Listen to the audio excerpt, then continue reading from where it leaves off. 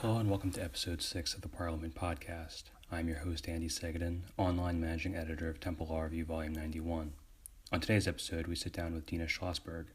Dina is a graduate of Miami University and Temple Law School and currently serves as Deputy Director and Senior Attorney at Regional Housing Legal Services. Her other roles include Adjunct Professor at the University of Pennsylvania and Governing Committee member of the ABA's Forum on Affordable Housing and Community Development. She's here to speak with us today about the state of housing in Philadelphia, and in particular, some recent decisions that have come down from City Hall. We hope that you find our conversation informative and enjoy. We are very excited to welcome Dina Schlossberg to the podcast today. Dina is Deputy Director and Senior Attorney at Regional Housing Legal Services up just north of us in Glenside. She's a Temple Law graduate and also serves as adjunct at the School of Design, City and Regional Planning Department at the University of Pennsylvania, and currently also serves as an adjunct at the Law School of Pennsylvania. He is here today speaking to us about affordable housing in Philadelphia and possible solutions. Full disclosure, if it sounds like I'm a little too excited, a little pep in my step, it's because I am. I have known Dina for several years now, and she was a big reason why myself and others came to Temple, so we're particularly happy to have her here today.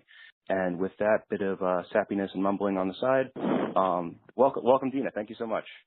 Well, thank you so much for that really very warm and very nice introduction. It is a pleasure to be here, so thank you.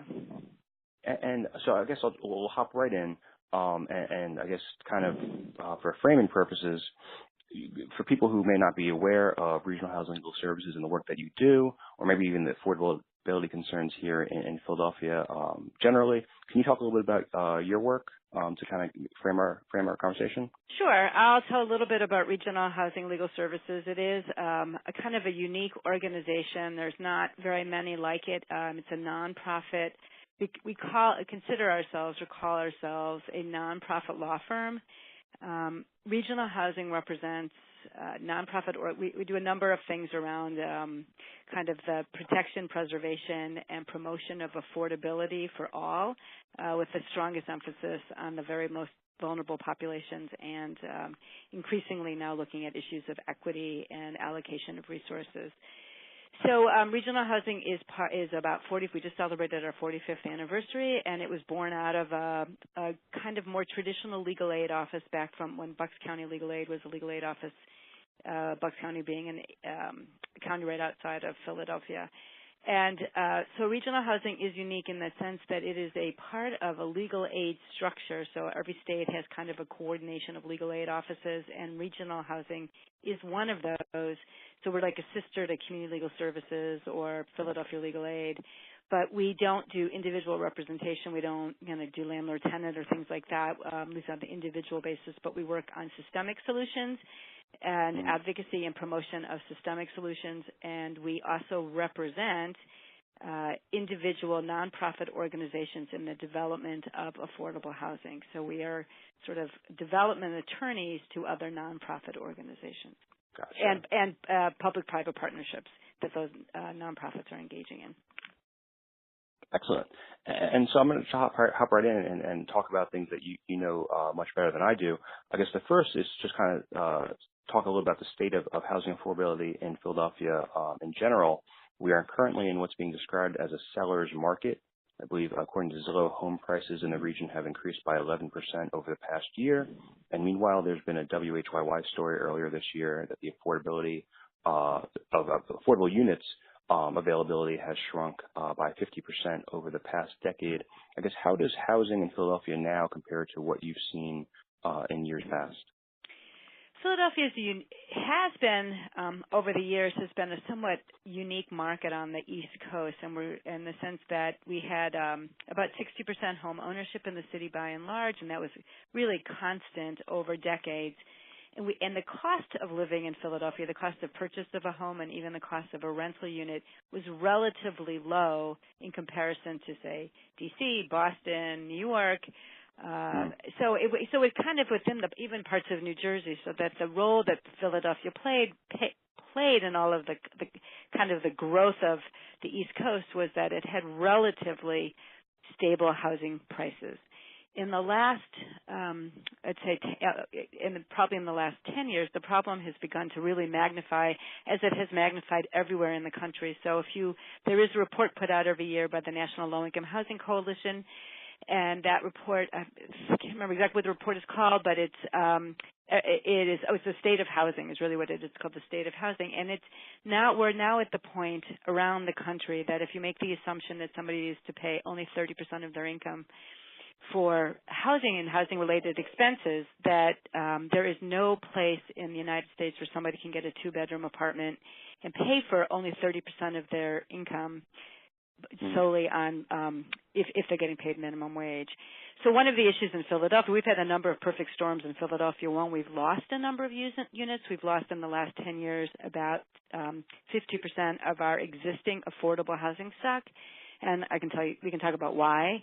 We've also had an increase in rents because we've had a growth and a maturation of people moving into the city. So we've had a great influx, and that has increased rental markets.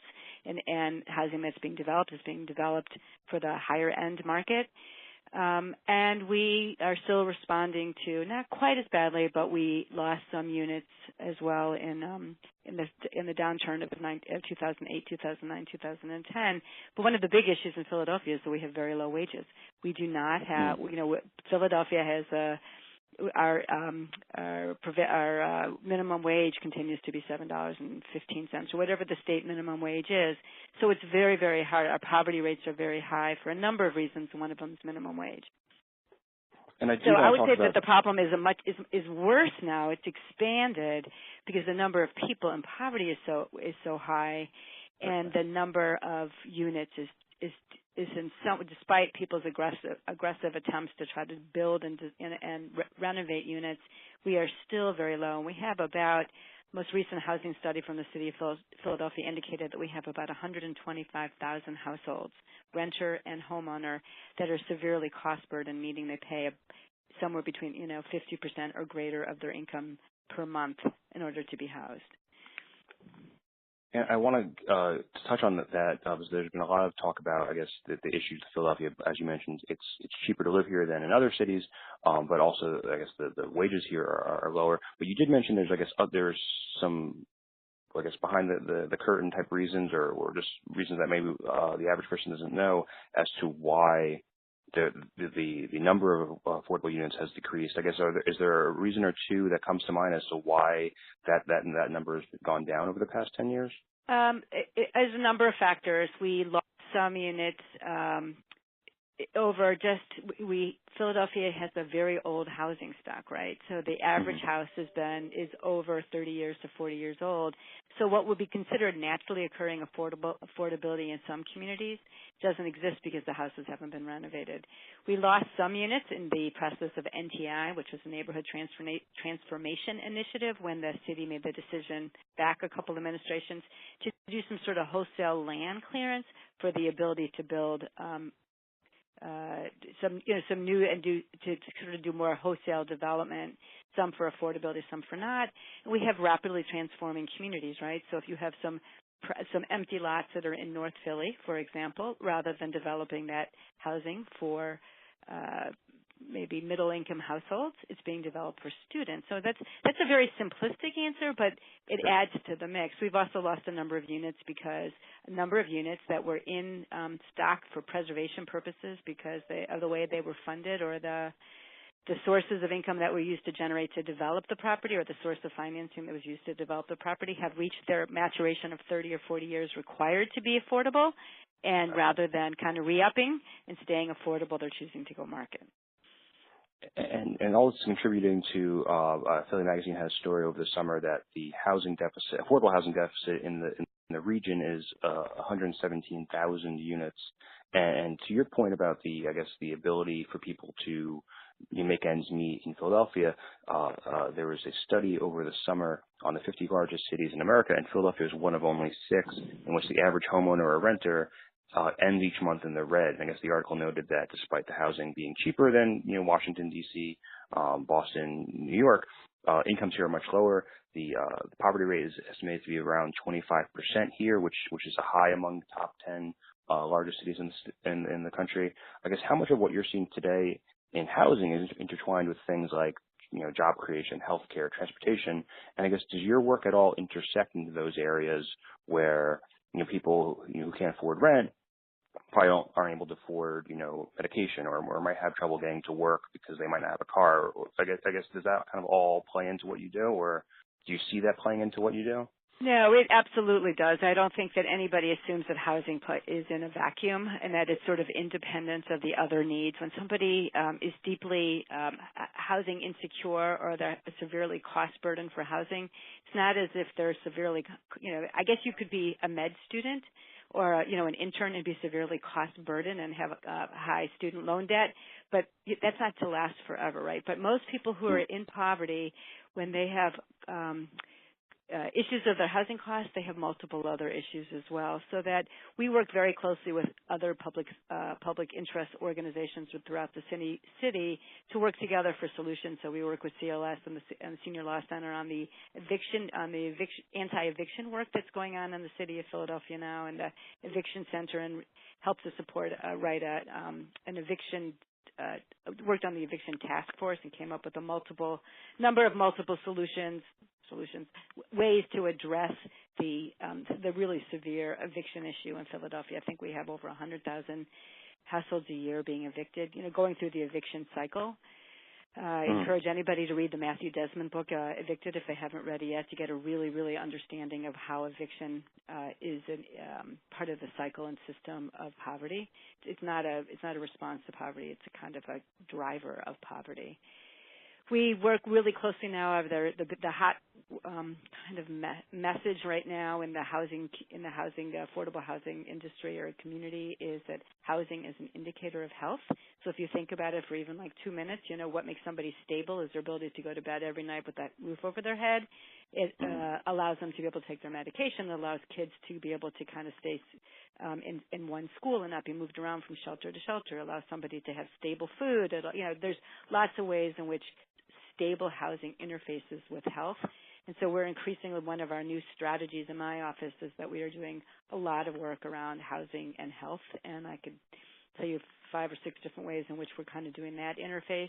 And the other interface that we're doing in our office, one is on equity and racial justice, and another one is on criminal justice and access to housing for people who are coming out of the criminal justice system. There are a lot of barriers to people's ability to get both employment and housing, and we are working as part of a coalition nationally on the issues of people who are formerly incarcerated and barriers to affordable housing. So there's a lot of overlap in a lot of those systems. It would sort of be kind of impossible to, in some respects, to separate out when people's lives are that complicated and their needs are so great. Now, I guess I'd like to talk, for the rest of our conversation, a lot about what's, existing, for lack of a better term, solutions or possible solutions, and I guess maybe things that are need. And I guess one that I think people read a lot about is housing vouchers. And Affiliate.com had recently had an impromptu survey that found that 2/3 of landlords do not accept vouchers. For people who don't understand vouchers, I get the very overly simplified way is it kind of bridges the gap between what people can afford and what rent is. I guess something the article attributed this to is the population growing, as you mentioned, and the aforementioned seller's market that you're also talking about. I guess with this in mind, does the voucher system need kind of reform, or do you see things changing at all in that regard? Well, the voucher system, the vouchers come from the local housing authority. Most of the vouchers come from the local housing authority, so they're called housing choice vouchers. And the amount of vouchers that any one housing authority gets are part of the kind of allocation of resources that come through HUD, and that's in some ways just strictly based on what HUD's budget is, right? So part of what HUD gets is a budget for public housing for housing choice vouchers, and another sort of portion of the funds that come through the housing authority that may come from HUD are also project-based vouchers. So those vouchers are vouchers that are assigned to or made available to a developer who's developing affordable housing, who then can make so that anybody who lives in those units gets the benefit of that assistance. So what we used to call walking around voucher, or vouchers that go to individuals, and they can take it and go presumably live anywhere, where the contract with the housing authority is that the person who has the voucher will pay 30%. They will pay whatever the rent is, up to 30% of their income. So if the rent's $800 and their allocated piece of it is $300, then presumably the housing voucher will pay the other $500. The issue is that we have a law in Philadelphia. We have a source of income protection so that tenants who are denied because of the source of income it's unlawful to turn away a tenant who would otherwise be eligible for your unit because of the source of income that they are using for that to pay that rent. That being said, the housing vouchers are established at a certain sort of fair market price. So if the housing choice voucher from the agency, Philadelphia Housing Authority, says, well, in this neighborhood, you can only get a voucher. We think the fair market rent here is $800, but now the new going rent's really $1,000. Unless the individual who's going to take that voucher and going to live there can now come up with this, say, now the housing authority will give you $500, they really should only be paying $300, but now we still got a $200 gap. It is legal for somebody to say, I won't rent to you because you can't afford to live here. Like, you can't pay this rent. You just told me you can't pay this rent. I don't need to rent to you. So there are ways in which the housing vouchers are being there's been a change to how I don't know if it's regulatory, but the way that you look at it when you're setting the rents is sort of looking at the whole city, and we now know that rents are different in different communities, right? So there is a way now for the rents to be kind of recalculated neighborhood by neighborhood, and I believe the housing authority is doing that. That being said, there's a set number, and once you're out of that number, you're out of that number, and so it takes a long time to get a voucher, and they're only sort of made available to you for a certain period of time, and if you don't find proper housing within that period of time, you have to give it back. And if the rents are increasing and landlords can find some other way to say no to you because you have a bad credit history or because you have an incarceration record or because you have 3 kids and this is a 2-bedroom and they say, well, you really need a 3-bedroom, there are lots of ways for people to say no without coming very close to the line in the law without violating or looking like they're not violating the law. So what do we do to correct that? We need more housing vouchers, and we need the entire state, not just the state. I mean, this is an issue in Philadelphia, but it's an issue throughout the state. And at least in Philadelphia, there is a source of income protection. If somebody does deny you for that, you have a right to take that to the Fair Housing Council. But not in the rest of the state. There may be other jurisdictions within the state, so it would be helpful if at least at the state level we got a law passed that denied the ability to deny somebody rent. I mean, a place to live or deny them an apartment because of source of income. It wouldn't stop the need for more vouchers, but at least it would equal the field around the state, and everybody would. Gotcha. We ought to make those protections, even if they're weak protections, available to everybody. And another popular option that we'll talk a little bit more about because it ties into other things is the City Housing Trust Fund, which has contributed over 1,500 new and rehabilitated units over the past decade. And there's also many examples of emergency home repairs, utility assistance. It covers a number of different things. I guess you were mentioning earlier about the intersection between if someone's not able to pay their rent doesn't mean they can necessarily pay their health care bills or their electric bill. So I guess do you see the Housing Trust Fund serving as a gap for some of these people in some ways? And I guess can you talk a little bit more about, I guess, just in general, how that's been functioning? Sure. Right. So the Housing Trust Fund, I'll tell you a little bit about it. Remind me to come back to my office before I even start.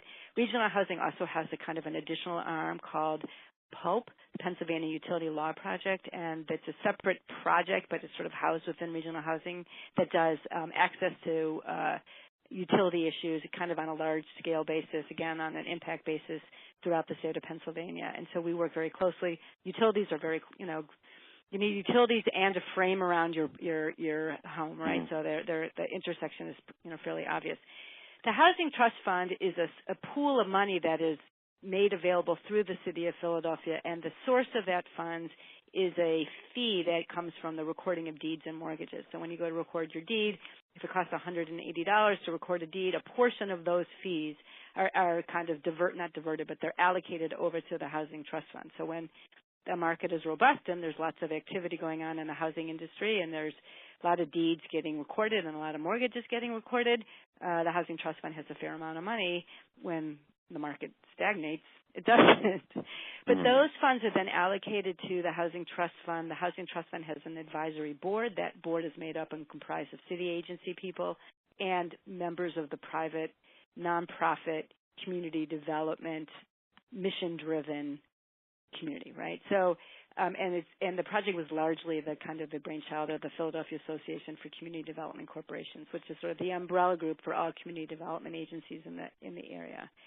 Those funds are allocated. Some of them are allocated towards developers who are developing affordable housing. So for financing gap reasons, you need a certain amount of money to construct something. And a portion of the Housing Trust Fund dollars go to that, and a portion of it does go to serve the needs of very low-income people who may have utility access issues, who may have had their utilities turned off and they need to get them turned back on, or they need basic system repair, or they need perhaps some housing repair work, some home modification work. One of the issues that's really big in Philadelphia, and I don't know if we're going to get to this, is that we have very old housing stock and we have a lot of seniors who live. Philadelphia has a very aged population. In order for people to age in place, they need accommodations and modifications to their home, right? So some of that also, some of those funds are allocated through the Housing Trust Fund, but it's a very critical piece of the overall, both policy and financing of affordable housing and anti-homelessness prevention in the city of Philadelphia. It's a brilliant brainchild. There are lots of housing trust funds around the country. We now have a state housing trust fund, and there's a federal housing trust fund as well. And you just mentioned, so I'll just follow your point. Philadelphia, I was reading an article that said that the average home in Philadelphia is 93. Maybe that was an exaggeration, but it did say it was it's about 30 years above the national average. And obviously that comes with not only the housing itself, but the infrastructure around it. I guess you're talking about people trying to age in place. I'm always guilty of thinking about affordable housing being new construction as opposed to keeping people where they are. What sorts of challenges or maybe even opportunities does Philadelphia's aging housing stock and infrastructure offer to folks like yourself, folks who are looking to rehab or redevelop properties? Sure. Your numbers are close. I don't actually know if they're the average. They're not my numbers. Three, wherever those numbers came from, but that numbers that the city's numbers again in the most recent housing reports is that we have half of the homes in Philadelphia are at least 70 years old. So you're getting close, and 85% are more than 40 years old. So that raises a number of issues. First of all, some of the people who live in those homes are aging, and the typical house in Philadelphia was either a row or a duplex, or a side-by-side or a twin, where perhaps the bathrooms are upstairs, there are steps up into the home, there is no opportunity for people to up their stairs on each level. Obviously, the kitchens might need some adaptation. So for people who are aging or people with disabilities, those homes need they need to be adapted and modified so that people can age in place or that people can continue to live in their homes. Another big issue in Philadelphia is we have what's called Tangled Title. Some of that is being addressed, but again, we have people who have lived in their homes for a long time, and family members may die. Somebody moves away, somebody else moves in, the person who was the original homeowner dies, and we've never really cleaned the title. So without having clean title, a clear title to who is the actual owner of the real estate, it is hard to get government grants. It's hard to get loans. It's hard to get any kind of assistance because people want to make sure that they're giving assistance to somebody who actually has titled ownership to the property. So we have Regional Housing. One of my colleagues, Judy Berkman, was really one of the drivers and founders of the Tangled Title project in Philadelphia, which helps through pro bono assistance of attorneys, helps to clear up title one by one of people's homes throughout the area. Increasingly now we're seeing there's a lot of lead paint that needs to be abated in some of these properties, and again, people may not have the resources or the finances to abate the houses, which causes obviously problems for young children. And then now, more interestingly, what we're seeing in some neighborhoods people getting things slipped under their door, like, "Hey, want to sell me your house?" And people are sort of being kind of manipulated out. There's a couple other issues as well. We have a really large issue in Philadelphia of people who have very large water liens, and once your water gets cut off, you really, it's very challenging to be able to live and stay in your property. Mm-hmm. So we have to address some of the lien issues for people who have either lien or mostly water lien issues. We've been able to address some of the property tax issues, but for people who are living on fixed incomes, if we don't get on top of the water bills quickly, then the liens begin to expand and they accumulate, and eventually your water gets cut off, and that's just obviously it's not a very manageable way for people to live. Sure. So there's a couple, there's a bunch of those problems that are just affecting people, and naturally occurring affordable housing. We have a lot of it in the city of Philadelphia. It's also harder to finance, right? It's much easier for somebody to come in and try to build something from the ground up than to try to fix up 10 or 15 or 20 homes. For financing purposes, it's really much more complicated, especially when the properties are when they're currently occupied. Yes. And speaking of that, typically there's been, I guess, from people who are really interested in this topic, there has been some drama over the past year or so in City Hall. As I understand it, and again, I'm probably going to oversimplify it, is Councilwoman Sanchez introduced an inclusionary zoning bill last summer that would have required a certain percentage of units in developments of 10 or more units to be set aside for low-income households. That was opposed. Then there was an introduction of a bill that would have placed a 1% tax on all construction and rehabilitation requiring a building permit, subject to, I guess, some exceptions for nonprofits and others. That was opposed. And now what we have just a few weeks ago is a compromise where dollars generated by expiring abatements will be put toward the city housing trust funds. And that's going to be estimated at $50 to $70 million in the next 5 years. There's also been talk about, I guess, pulling general funds to make it an even $100 million investment over the next 5 years. Again, I just way oversimplified things, but I guess from your vantage point, I guess what were you thinking, and what do you think about how this all played out? This has been a very, very, very interesting and I would say active process in the last year or so. The history of inclusionary zoning is that it essentially what you just described is at least the idea that you can get certain kind of bonuses for development if you also include affordable units in your building or in your development is an idea that's been around in a lot of communities for years. The first one was in Arlington, Virginia in 1971. Philadelphia has always been slow to kind of introduce inclusionary zoning or to really put any teeth in it for fear that we wouldn't. It wasn't until more recently in the last 10 years, 5 years really, was Philadelphia a community where development was robust, right? So we wanted any kind of development, and we didn't want to in any way deter anybody or make it harder for them to be able to do development. Now we're in this sort of very robust market, and we're looking and saying, well, okay, affordable housing has two components to it. One is that we want to make sure that in neighborhoods that have had severe disinvestment or over time disinvestment, that they get reinvested. They get reinvestment. That all neighborhoods should be healthy and safe, and they should be affordable, and they should be healthy. They should be stable, and they should be vibrant. The other part of that is that people should be able to live in communities that are outside of the communities where we have historically decided that people who are low income should live, right? So we have, we have impacted neighborhoods, and the goal of inclusionary zoning is that as developers are developing, particularly in these kind of changing markets, right? The Kensingtons, the East Kensingtons, the Fish Towns, the university cities, the center cities, the brewery towns in particular, we want to make sure that they maintain units of affordability. That was what the goal was, not just that we get the units, but that their locations be outside of what some people call impacted, some people call disinvested, some people say, just why shouldn't Chestnut Hill also have to have affordable units, right? Why shouldn't the Far Roxborough have affordable units as well? So that was the goal behind inclusionary zoning. I am on the board of the Philadelphia Association of Community Development Corporations, and that was part of our, as a board member, this was something PACDC has been very heavily involved in these conversations and these debates. The 1% tax on construction was an attempt to generate resources. And some people say, let's go for affordability and have units built wherever, and other people say, why don't we just get more money into the housing trust fund so that we can make decisions that are kind of more policy-based, and they're directed, people apply for funds for the housing trust fund. They come through a process where then the deliberation of how the funds are spent would be kind of done in a kind of a more methodical fashion. Sure. So the 1% tax was an attempt to try to raise money for the housing trust fund, and that was liked by part of the city government and not by others.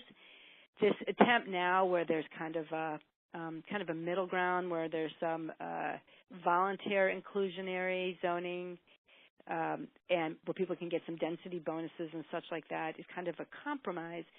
That part of what some of the challenges are is that the way that the current housing trust fund operates is that I think 50% of the funds have to go to the very lowest income.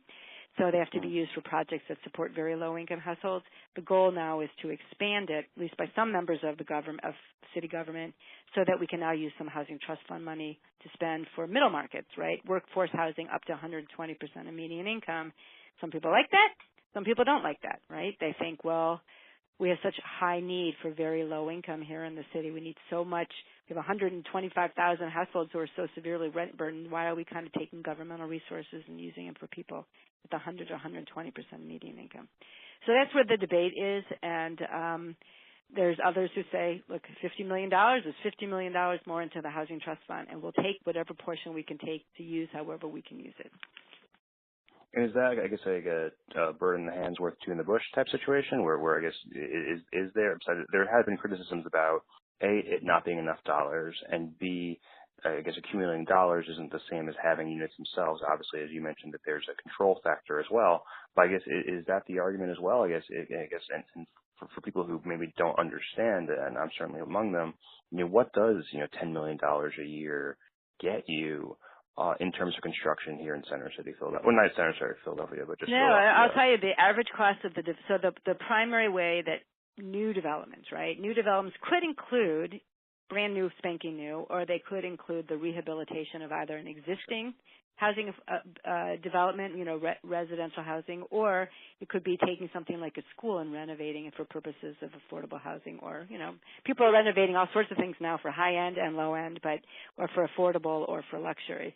So the average cost of a development, just say of a 60-unit affordable housing development for very low income people in the city of Philadelphia, probably takes about 10 to 12, somewhere between $12 and $15 million to construct and develop, right? That's sort of all in, soft costs and your hard costs, and some costs for operations that are kind of capitalized up front. The cost of construction in Philadelphia is very high, and in some people's respect, I think it's 20 to 25% higher than other parts of even the East Coast. And there are a number of reasons for that, including that we have very robust labor unions. But the cost of construction in the city of Philadelphia alone has gone up between 2015 to 2018. The prediction is about 17%, and that's just supply and demand. That a lot of people, and we had the downturn in the market in 2008 to 2010, skilled labor left. People left skilled labor as jobs, and they retrained for something else. Now those people are older, and we've had a great emphasis on people going to college and trying to get everybody to go to college, and not necessarily has there been kind of a public commitment to helping people learn trades, which are pretty high-paying jobs. So there's a dearth of subs, and everybody's scrambling. But the costs of construction have also really elevated in the city of Philadelphia. So that combined with land costs, which went up, and they went down a little. So if you have $10 million in a housing trust fund and you get allocated that, you allocate $5 million of those to doing the development of housing, and the other $5 million to serving existing homeowners, renters, people with utility problems, and anti-homelessness prevention.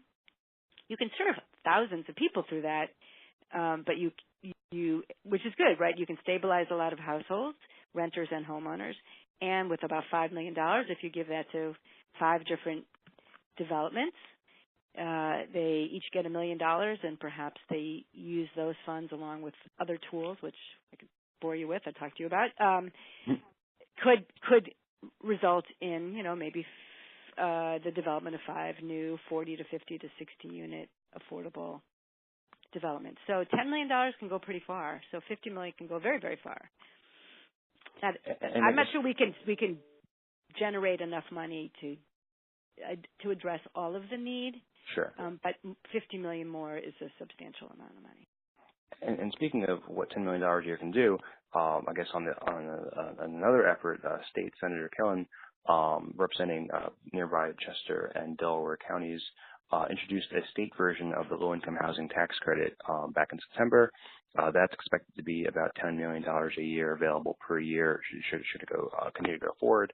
For those unfamiliar with the federal credit, and again, way oversimplifying, there's a credit for dollar-to-dollar subsidies on 70% of the value for new construction, 30% for rehabs, and while usually very useful, the credit has been criticized for contributing to community segregation, as you mentioned. It's picking where these projects go, and also being inefficient because credits are usually exchanged for 90 cents or so on the dollar for cash investment.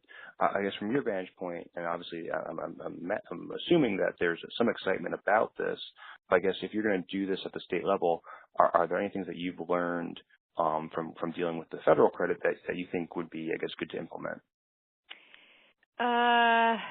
It's funny that the Housing Alliance of Pennsylvania, which is a coalition that addresses the housing needs for everybody in Pennsylvania, but really focuses on how to expand housing affordability and housing inclusion and issues of just making sure that everybody has safe, affordable housing throughout the state, is the sponsor of the tax credit and has worked pretty closely with Senator Killian's office to get that introduced. I would say that the federal credit is. I used to not like it. I have I have worked in that with the low-income housing tax credit for the last 20 years, 15 years, and it has great flexibility, like tremendous flexibility in how it can be used to serve people who are very vulnerable and very low income. And I think that one of the things that is good about the state credit as it's being introduced is it retains that flexibility. What is hard about the low-income housing tax credit is the competitive nature of it, which is good because it means people have to really put together very, very quality, competent development proposals in order to be awarded an allocation of low-income housing tax credits that they can then use to partner with investors who will bring money to the table to raise sufficient equity to allow you to develop the affordable housing. It comes with a lot of costs associated with it, and there's a lot of built-in sort of the cost of that development. I think because the requirement is that you bring to the table a lot of detailed information, and that detailed information sometimes just costs a lot of money. So I think that for the state credit, it just needs to be very flexible. And the decision will be made whether the state credit can only be used when it's being married with the federal credit so that you get the most bang for your buck, or whether you can actually go and use the state tax credit without the need for the federal credit, which might provide opportunities for smaller developers. Right now, if you have an allocation of low-income housing tax credit, it really only works if your project is 40 units or greater. And in fact, the Pennsylvania Housing Finance Agency that awards the credit will no longer look at projects that are less than 24 units. There's no economy of scale there. You just need that many units. The sweet spot's between 40 and 60. And if perhaps at the state credit, if it doesn't have to be married with the federal, there's a lot of people who might be able to take advantage of it who have 8 or 10 units, right? Not everybody does 40 or 50 or 60 unit developments. And maybe it would encourage people to be able to do an 8-unit project. And that's sort of a scale that, a lot of smaller landlords or smaller developers might be able to, take advantage of. And I guess keeping with that, I guess there's also the concerns, I guess, about median income. I know we were talking before about Philadelphia just being a very, poor city as in compared to its neighbors. And I guess the other issue with the tax credit, or at least some feels as an issue, is that it's really for people who are earning 50% of the median income and above. And in Philadelphia's, I guess, more wealthy suburbs kind of push that median up, while the person living in some areas of the city that just doesn't make that. I guess you were talking earlier, I guess, about some of the work that you do is really focused on the very, I guess, lowest income individuals and households and how to find housing for them. I guess, is this credit something that can do that, or do you feel as though there's some other issues or some other mechanisms for getting that done?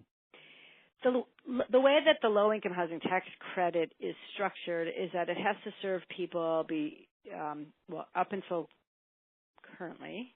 It's just the law just changed, but it was the only people who could kind of reside in a project that was funded with where the unit itself was kind of certified as a low-income housing tax credit unit had to be somebody whose income was no greater than 60% of median income. The difference between the low-income housing tax credit and how it works for rental housing and, say, public housing or Section 8 housing is that there's no limit on the amount of income that any one household can be required to pay. So the rents are structured at, say, 50. If you're in a unit that's a 50% AMI, annual median income unit, the rents are established at the rate of 30% of 50%, give or take. That's sort of a simplified version. So if that amount is $700 and you come in and you get a 50% unit, but your income is less than 50%, and you say, well, that's okay, I don't mind paying 80% of my income. I mean, nobody will let you pay 80, nobody, but 40 or 50% of my income, I still want to live in that unit. You may. There's nothing that prohibits that. So one of the arguments that housing advocates don't like about the low-income housing tax credit and the way it's structured is that even for people who are very low income, it's sometimes, if that's the only game in town, they're going to go try to get, and the units are, once they're done, are, very, very nice, are going to have to pay more than their fair share. So there are a number, not more than their fair share, but more than what people think is, what we argue is right for somebody to pay for their housing costs. So there are a number of ways within the low-income housing tax credit structure to allocate and make sure that units and the rents are consistent with people whose incomes are lower. So in Philadelphia, if you're doing a low-income housing tax credit development, 10% of the units, not a lot, but 10% have to be for people who are at or below 20% of median income. So if you have a 60-unit project, that's 12, right? 10%. Yes. Yes. That'd be 12. So, sorry for my math. So, okay. Yeah. So, and then the rest would be staggered at 30, 40, 50, and 60. And remember, the operating costs are the same per unit. It's just that one person might be in a unit that's a two-bedroom. It's at a 60%, they're a 60% unit and they're paying $800, and the person next to them is a 20% unit and they're only paying $120. So, somewhere along the line, you need to make up the operating difference. And so a lot of people are a lot of developments now are partnering in some respect with housing authorities, particularly in Philly, and they're getting contributions from the housing authority to make each unit subsidized so that the people who live there can be at lower incomes. And that's called the annual contribution contracts, ACCs, and some people are also doing in Philadelphia, the Public Housing Authority has actually transferred some of their, called transference of units, to some private developers. And with that comes project-based vouchers, and then that are basically established for that development for 20 to 40 years. So I don't know if that's answering any way the question, but there are people are constantly looking for ways to say, even within the low-income housing tax credit structure, how can we make units available to people who are lower income? Some people take a portion of the development fee that's generated from the low-income housing tax credit sort of process and put it up and set it up as internal rent reserves and make sure that they can always have money, so that they can continue to serve people who can only pay $120 a month. So it's a lot of creativity and good or bad about the low-income housing tax credit. It allows for that flexibility. And finally, I'd like to wrap up, because I know I've taken up way too much of your time. I guess just about projects that people can be looking out for soon. Your website, I guess, highlighted a number of upcoming projects. I know there's been a lot of press about the Eastern Tower development in Chinatown. There's the Roberto Clemente Middle School project in Huntington Park. The Gloria Cesares, I don't know if I'm pronouncing that correctly, residence for LGBTQ young adults at risk of homelessness. I guess projects like this, can you talk a little bit about maybe what they're saying about local housing or as you're talking about kind of creativity in generating housing for people in need? I would say that the Roberto Clemente Middle School project is having its grand dedication next Wednesday, so people keep a lookout for it in the look for it in the press. Yeah, that was one of the projects. That was probably, in my view, the project in the last 5 years that I've worked on that has the most comprehensive transformation to a neighborhood. So what the difference between maybe these three, the Glorious Cesare's residence for LGBTQ youth, is a recognition that I think we've gotten to the point where we used to say we got to just find housing for everybody, and now there's kind of an approach to saying we have some very specific populations in places. Well, the Glorious Cesare's is a recognition that we're trying to address a particular aspect of homelessness, which is that it is youth aging out of foster care in young children, in young people, percentage of which I can't remember the exact number, but the homelessness is the result of kind of, being not sort of the issues that come with kind of sexual identity and their, household's ability to be able to kind of accept their youth for who they are, kind of thing. So that's an approach to try to keep kids housed, to kind of get for some stability for some very young people at a very young age. Roberto Clemente is a kind of a community development strategy, right? That this is a property right on North Fifth Street. The property itself used to be I think it was like a factory, and then it got turned into a middle school. And in fact, Councilwoman Sanchez went to that school. A number of people went to that school. And it was not fit to be a school, right? So when it was closed, it also became this eyesore of unbelievable magnitude in the community. And I will tell you that as somebody who worked on this project, there was months of just environmental kind of cleanup with people with hazmat suits before you could even go in and do the development. So the building was partially razed, brought down. They're keeping a portion of the building and doing new construction. So what it says and this is a project that got RAD, that had transference of assistance from the Public Housing Authority, and it has 38 units of subsidy for very low-income families for the next 20 years. And it has also a commercial aspect on the first floor, but it's lively, it's beautiful, it's colorful, it's energy efficient, and it transformed a long block right in the heart of the Latina corridor in North Fifth Street. So that was a project that had a very strong community presence and community meaning, right? Gloria Sanchez, the Gloria Cesare's project, is one to address a particular issue or aspect of homelessness. Where it's located is just where it's located. And then the Eastern Tower was obviously something that was a huge, huge eyesore and environmental degradation also in Chinatown. And Chinatown, the Philadelphia Chinatown Community Development Corporation spent like 8 years developing that Chinatown Eastern Tower. So that's under construction now, and it will have residential and commercial aspects to it. So if anything, I would say that the development of affordable housing is complex. It's sophisticated. The need is tremendous. The new stuff is really complicated and complex, and the kind of the maintenance of what we have and the existing housing stock is differently complex. It's not as sexy, but the need is great. And finally, I've kept you again way too long. It's going to end it with a catch-all like we've done in the past. I guess for those of us who may not be aware of the state of housing in Philadelphia or Pennsylvania or even the region more generally, and we didn't even get to things like opportunity zones, like green building, like a lot of different things that are going on. There's probably too much to talk about in this topic and not enough time to do it. But I guess for people who are just kind of maybe having this stuff rattle in their brains right now, what are one or two things or factoids or considerations that we didn't get to but excite you or keep you up at night or that you believe that, the average Joe or Jane, ought to be thinking about?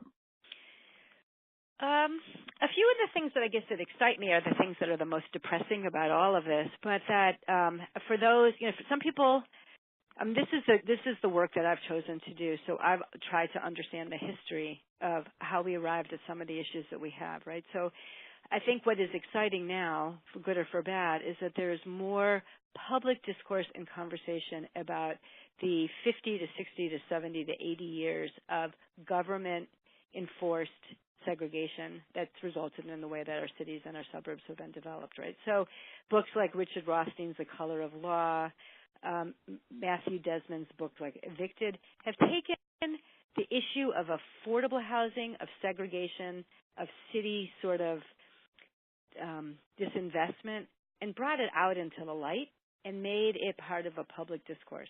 So is that good? I don't think the issues of how we arrived here are good, but I think that the fact that these issues are now part of the public discourse. Although I will say that if you ask the average person, you know, what are the top 5 issues that drove them to the elections and the polls yesterday, I could pretty much tell you that out of 20, 19 and maybe all 20 said it had nothing to do with housing, like nothing. If you asked 100, you'd probably have 1.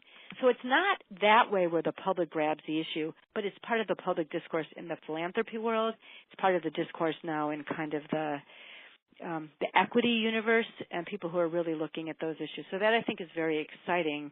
I encourage everybody to read Evicted and Color of Law. They're honestly 2 pretty powerful books. And then I guess the other thing that's exciting is kind of people looking at the overlap between that and the kind of the criminal justice system, housing systems, et cetera. What keeps me up is that I don't think we can build our way out of this mess. So we have to you know, look at it. It's not just a housing issue; it's a poverty issue, it's a schools issue. You know, they don't necessarily, their issues aren't just so simplistic. So an average Joe, when you see somebody on the street, you know, think about how they got there. Show compassion. I'm not saying give people money, but I am saying show compassion. Beautiful. Well, Dina, thank you so much again. This was a lovely talk. It was very exciting to speak with you, and hope to hear from you soon. I hope to talk with you again soon, and thank you so very much for asking me to be on this podcast. Hope all is well. Excellent. All right. Take Thanks care. so much. Take care. Bye-bye.